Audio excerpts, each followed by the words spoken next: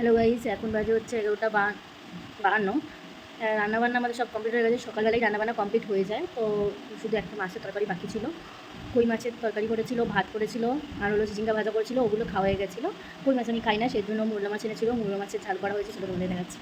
দেখো, এদিকে এটা হচ্ছে মৌলা মাছের ঝাল করেছে, আর এদিকে হচ্ছে চিচিঙ্গা ভাজা কিছুটা আছে, আর এদিকে কই মাছের তরকারিও করেছে।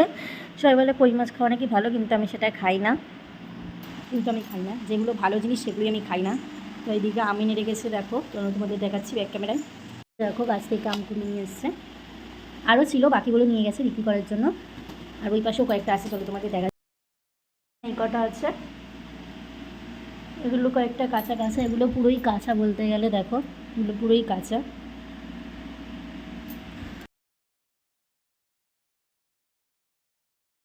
তো চলো, আমাদের এখন খাওয়া দাওয়া হবে না, কারণ এখন সবে 11:53 কিছু বান্ন হয়েছে হয়তো।